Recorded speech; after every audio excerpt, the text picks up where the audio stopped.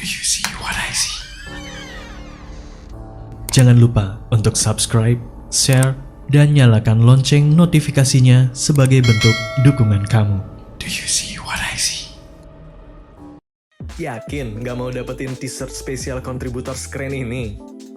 Selain cerita kamu bisa didengarkan oleh jutaan telinga, kamu juga bisa dapetin t-shirt keren ini hanya dengan mengirimkan cerita pengalaman horor kamu ke email podcast.ceritahoror@gmail.com. Kami tunggu.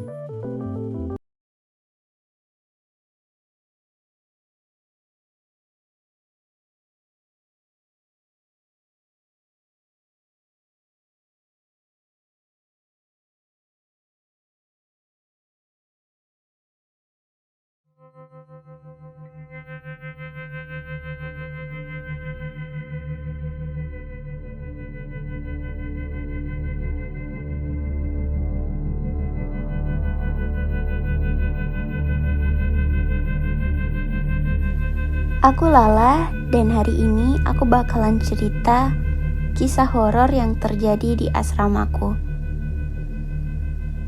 Sebelumnya, kalian harus tahu kalau aku ini difabel netra atau buta. Biar lebih singkatnya kita sebut aja netra ya. Asrama yang aku ingin ceritain ini adalah asrama khusus netra di Makassar.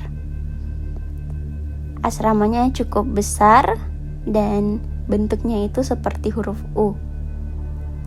Asramanya campur dengan bangunan sekolah yang terdiri dari SD, SMP, SMA, ruang komputer, ruang musik, ruang praktek, dan sebagainya.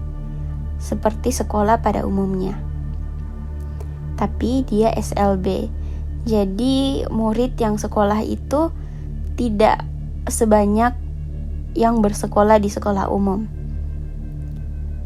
Di setiap kelas hanya ada sekitar 1 sampai paling banyak 4 orang murid. 2 kisah yang hari ini aku ingin ceritain adalah kisah yang dialami oleh 2 senior aku di sekolah. Tapi kisah ini sebenarnya dialami oleh banyak orang dengan versi yang sama, tetapi orang yang berbeda-beda dan waktu yang berbeda-beda.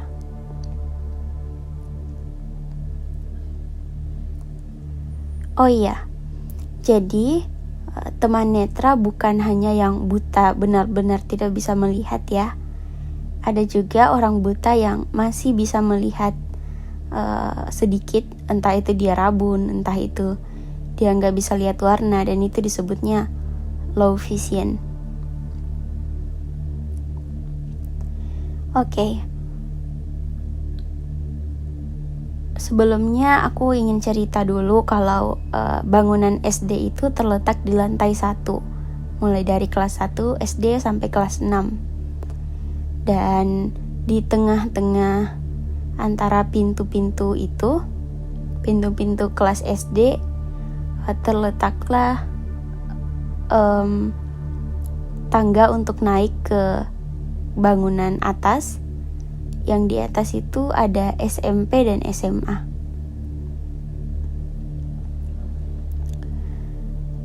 Nah, kisah yang pertama ini terjadi di sayap bagian kanan dari sekolah. Di situ ada lab komputer yang diapit oleh banyak ruangan. Di sebelah kirinya ada perpustakaan yang jarang sekali dikunjungi sama orang. Dan perpustakaan itu kalau kita masuk memang punya hawa yang kalian pasti tahu. Hawa-hawa yang kita mendadak merinding dan merasa terancam. Seolah-olah dari setiap sudut ada orang yang menunggu kita. Banyak orang yang kadang berpikir teman netra yang gak takut sama setan, soalnya kan kami gak lihat. Tapi ceritanya malah lebih seram kalau terjadi sama teman netra. cerita pertama yang terjadi di lab komputer ini atau ruangan komputer ini dialami oleh senior aku. Jadi mode ruangannya itu pintunya ada di sebelah kanan pojok dan komputer itu berjajar mulai dari sebelah kanan sampai sebelah kiri paling dalam. Nah, dan kalau kita masuk ke ruangan komputer ini, kita harus menutup pintu karena di dalam ada AC. Dan di dalam itu masih ada satu pintu lagi. Pintu yang menuju ke ruang musik di bagian dalam ruang komputer.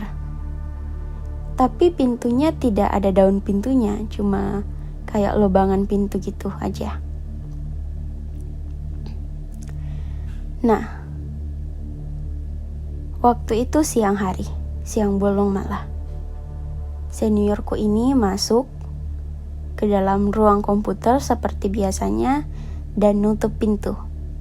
Berhubung komputer yang paling bagus operasinya itu ada di bagian dalam, pojok sebelah kiri, akhirnya dia masuk ke sana.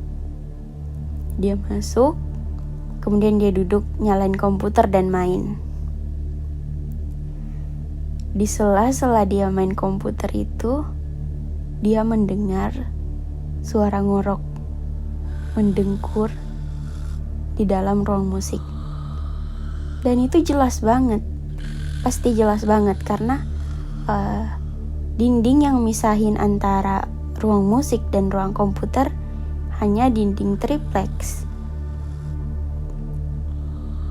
Dan senior aku yakin kalau itu bukan manusia, karena kisah ini sudah terjadi berkali-kali dengan orang yang berbeda-beda. Dan senior aku juga sudah berkali-kali sebenarnya ngalamin. Cuma ya kalau udah butuh kan, mau gimana lagi. Tapi dia tetap bertahan di sana, stay di sana. Dia mencoba untuk pura-pura tidak dengar. Dia tetap main komputer. Kemudian mulai terdengar suara langkah kaki. Jadi langkah kaki itu bolak-balik antara ruang musik dan ruang ruang musik dan ruang komputer, bolak-balik. Diiringi dengan suara ngorok. Jadi suara ngoroknya ada di ruang musik dan suara langkah kaki ini mutar dari ruang musik ke ruang komputer dan balik lagi dan seterusnya kayak gitu.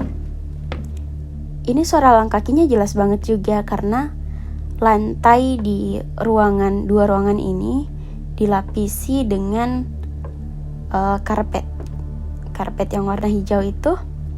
Nah, dan itu suara langkah kakinya kayak setengah diseret. Senior aku mulai takut, dia mulai keringat dingin, tapi dia nggak berani negur juga. Dia hanya pura-pura tidak dengar. Mau lari dia juga takut karena kalau dia lari otomatis dia akan ngelewatin langkah kaki itu dong. Karena pintu ada di sebelah paling kanan dan dia berada di pojok paling kiri, sementara pintu yang dilewatin sama langkah kaki ini, pintu ruang musik, ada di sejajar dengan pintu masuk tadi. Jadi kalian bayangin aja, kalian berada di keadaan takut, pasti kalian juga pernah ngerasain perasaan ini. Takut, tapi tidak berani untuk lari. Tidak berani untuk bergerak. Dan ini dialami oleh banyak sekali anak binaan di asrama kami. Sampai akhirnya ruangan komputer itu dipindahin dan sekarang menjadi di atas. Aku nggak tahu juga alasannya kenapa dipindahin. Oke, next ke kisah yang kedua, yang menurutku lebih parah lagi, gangguannya lebih parah lagi. Jadi seniorku yang lain lagi bercerita kalau dia pernah ngerjain proposal sampai tengah malam ada kantor di jajaran kelas sekolah dasar.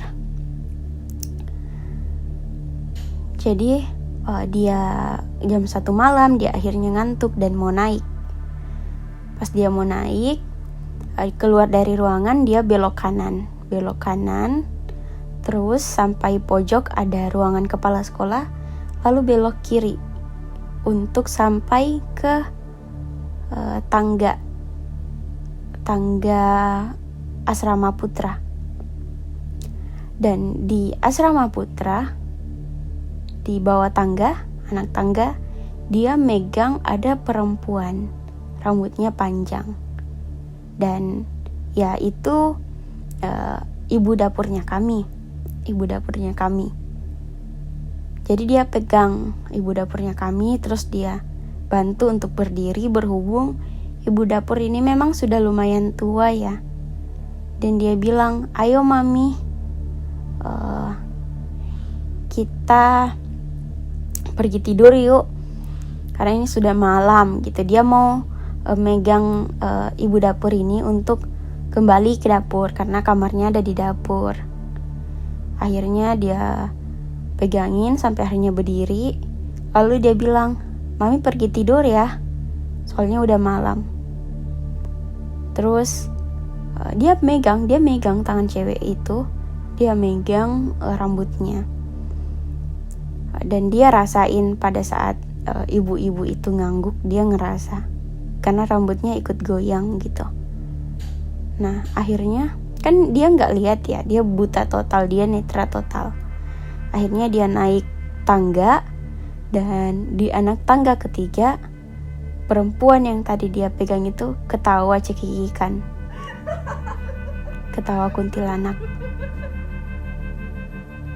Dia langsung lari ke atas kamarnya, dan aku udah nggak tahu dia sudah sepanik apa. Pokoknya dia panik karena ternyata yang tadi dia pegang bukan ibu dapur kami, tapi adalah kuntilanak maybe. Kita nggak tahu, nggak ada yang tahu. Yang jelas itu bukan manusia karena dia memang ngerasain rambutnya halus dan badannya tidak keras seperti kulit manusia. Yang menakutkan bagi difabel netra atau orang buta saat bertemu hantu adalah mereka kemungkinan memegang hantu itu atau mendengar hantu itu tanpa tahu bahwa itu adalah hantu. Mereka baru tahu saat hantu itu menunjukkan ciri-ciri yang tidak seperti manusia. Contohnya kayak mengeluarkan bau busuk, atau seperti kisah seniorku tadi, ketawa cekikikan. Oh iya, aku juga mau jelaskan kalau ada yang mau bertanya, kok tadi bisa main komputer? Jadi teman-teman netra itu punya aplikasi pembaca layar. Jadi aplikasinya bacain semua item yang muncul di layar komputer ataupun handphone. Mungkin sampai sini aja dulu. Aku bakalan rutin insya Allah kirim kisah-kisah horor dari asrama aku ini, karena memang banyak banget kisah horornya. Sekarang asramanya sudah direnovasi dan masih ada hawa-hawa horor, cuma tidak sekental dulu. Oke, makasih.